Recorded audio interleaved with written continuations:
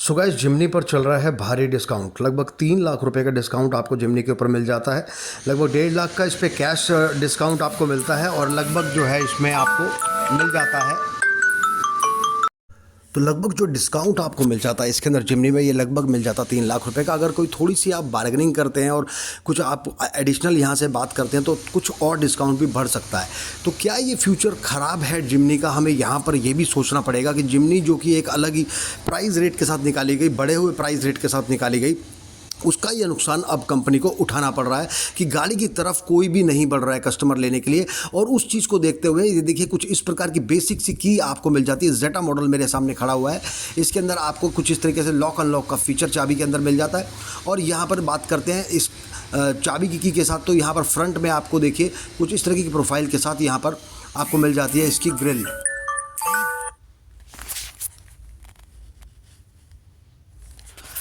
और इसके साथ ही ग्रिल आप इस प्रकार की देख सकते हैं। और ये ग्रिल के साथ आपको फ्रंट की प्रोफाइल हेलोजन बेस्ड आपको इसके अंदर जो लैंप यहाँ पर देख रहे हैं आप वो मिल जाते हैं। ग्रिल नीचे की ऐसे मिल जाती है। और यहाँ पर बात करते हैं आप तो बम्पर ब्लैक में मिल जाता है, नीचे कोई फॉग लैंप नहीं मिलता है।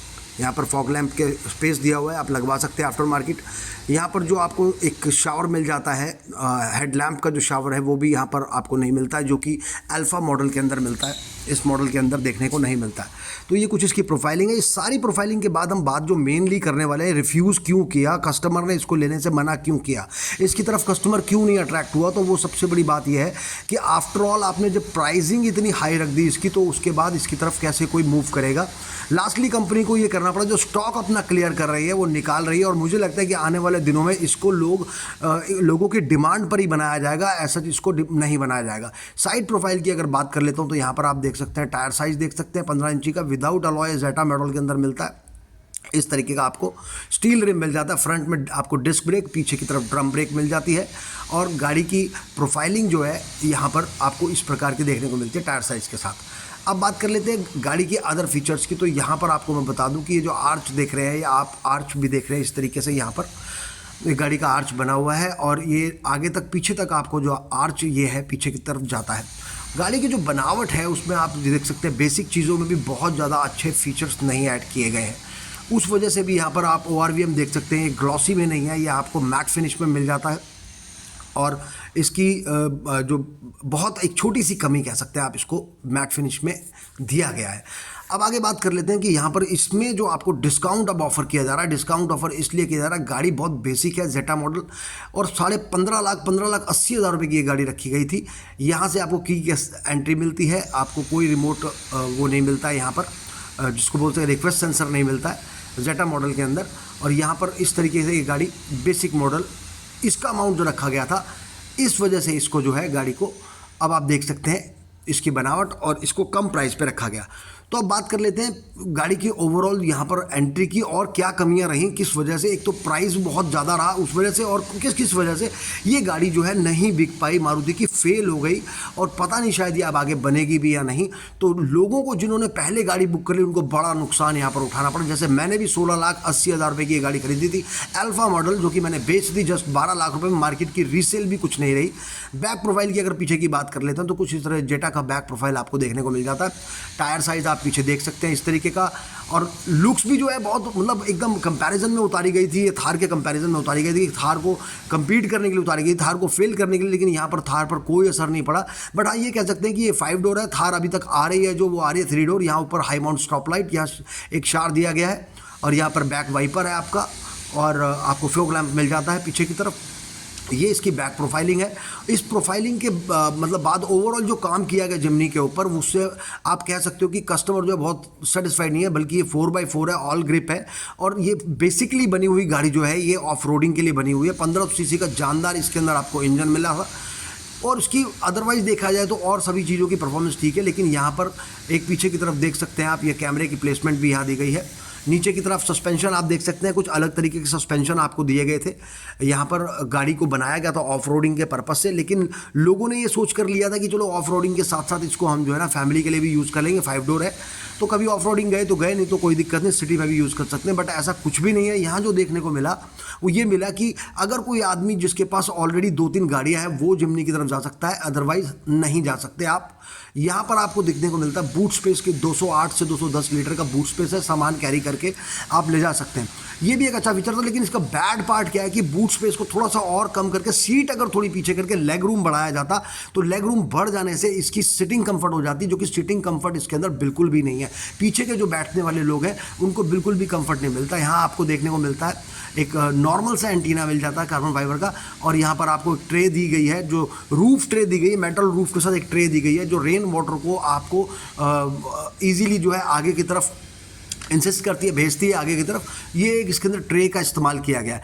लेकिन इन सब चीज़ों के बावजूद भी मार्केट बहुत ख़राब रही जिम्नी की, और बहुत ही ज़्यादा रुला देने वाला यहाँ पर हाल रहा मारुति सुजुकी के लिए इस गाड़ी को लेकर कि ये गाड़ी नामालूम कितना तूफान उठाती। बात करते हैं, अंदर चलते हैं गाड़ी के, और अंदर से आपको दिखाते हैं कि क्या कुछ कंफर्ट इस गाड़ी में कमी है कंफर्ट की, या क्या ऐसी चीज़ें हैं जिस वजह से गाड़ी की सेल नहीं है और डिस्काउंट कंपनी को देना पड़ा। तो यहाँ पर सबसे पहले डोर पैड की बात करूँगा तो डोर पैड आप बड़ा बेसिक सा देख सकते हैं, ग्रिप आपको यहाँ मिल जाती है, डोर पॉकेट बहुत छोटी सी मिल जाती है।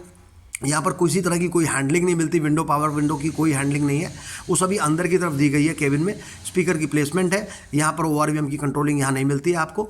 अब यहाँ से दिखाते हैं आपको अंदर की तरफ की। यहाँ पर सबसे बड़ा बेसिक एक चीज़ है, सीट आपको दिखाता हूँ। इंटीरियर के साथ ब्लैक कलर का इंटीरियर आपको यहाँ पर देखने को मिलेगा। आपको इसके अंदर जो इस मॉडल में जेटा मॉडल में जो क्लाइमेट कंट्रोल मिलता है वो आपको मैनुअल मिलता है, ऑटोमेटिक क्लाइमेट कंट्रोल नहीं मिलता है। स्टीयरिंग पर कंट्रोल एक दो मिल जाएंगे मीडिया के, रेस्ट और कुछ भी नहीं मिलता है। अब बात कर लेते हैं यहाँ पर सीट की कंफर्ट की। तो सीट बहुत ज़्यादा बड़ी नहीं है, और साथ ही इसमें जो हाइट एडजस्टमेंट का यहाँ पर देना चाहिए था, हाइट एडजस्टमेंट यहाँ पर नहीं दी गई। ये एक सबसे बड़ी कमी इसके अंदर ये भी रही कि हाइट, क्योंकि आगे का जो हुड है वो दिखता है। सीटों में आपको मिल जाएंगे एडजस्टेबल हेडरेस्ट मिल जाएंगे, साथ ही पीछे की जो 2 सीट्स हैं उसमें भी आपको 2 ही लोग बैठ सकते हैं। 2 लोगों के लिए एडजस्टेबल हेडरेस्ट यहाँ पर आपको देखने को मिलते हैं। बात करेंगे अभी सीटिंग की बात करता हूं तो बनाई तो 5 डोर गई, लेकिन सीटिंग बहुत ज़्यादा अच्छी नहीं है। सीट का साइज़ भी अगर मैं देखता हूं तो सीट का साइज़ भी बहुत कंफर्टेबल थाई सपोर्ट के लिए नहीं है। ड्राइविंग करते समय आप डिस्कम्फर्ट फील करेंगे। मैं खुद इसको चला चुका हूं तो मैं ये सभी चीज़ें आपसे शेयर कर रहा हूँ।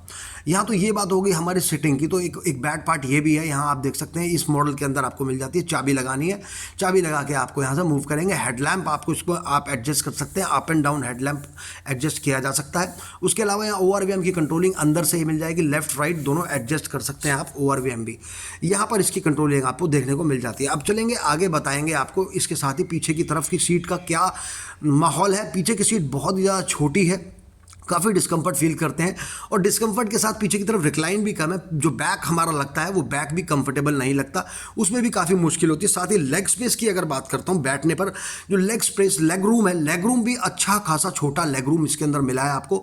नीज़ आपकी सीट के अंदर टच होती हैं, और टच होने पर आप ज़्यादा दूर जर्नी पर आप डिस्कम्फर्ट फील करेंगे। सीट टच हो जाती है आपकी नीज के साथ। तो एक ये भी बैड पार्ट है जिस वजह से गाड़ी नहीं बिक रही है कि सिटी मोड पे भी नहीं चल सकती। अब यहाँ आगे की तरफ बात करते हो तो आपको यहाँ पर क्लाइमेट कंट्रोल मैंने बताया था, आपको बेसिक सा मिल जाता है, मैनुअल क्लाइमेट कंट्रोल मिल जाता है। इंफोटेनमेंट स्क्रीन आपको बड़ी दी गई है 9 इंचेस की यहाँ पर, और कुछ इस तरह का माहौल रहता है। जब आप पीछे से गाड़ी को देखते हो तो इंटीरियर का कुछ ये माहौल रहता है।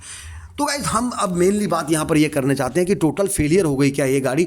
अगर ये गाड़ी फेलियर हो गई है इसीलिए आपको ये डिस्काउंट ऑफर किया जा रहा है, नहीं तो क्यों इस गाड़ी का प्राइस कम करती कंपनी। मैं खुद से एक भुगत भोगी हूँ जिसने 16,80,000 रुपये की जिमनी अल्फा बुक की थी, और उस गाड़ी के साथ मुझे परेशानियों में आने के बाद गाड़ी को बेचना पड़ा, क्योंकि वो एक गाड़ी मैंने भी गलती ये की थी ये सोचकर कि ये एक नॉर्मल फैमिली कार रहेगी जिसको मैं सिटी मोड में और हाईवे पर भी ले जाऊँगा। उसमें मैंने माइलेज का भी एक बड़ा पॉइंट मेरे लिए था, मिडिल क्लास से हूँ तो माइलेज देखते हुए भी मुझे इसमें नुकसान उठाना पड़ा। माइलेज भी 12-13 का माइलेज आता है इसका, वो भी। बाकी अदरवाइज AC बहुत ज़्यादा इफेक्टिव है, गाड़ी की पावर बहुत शानदार गाड़ी की पावर है, उससे आप निराश नहीं होंगे।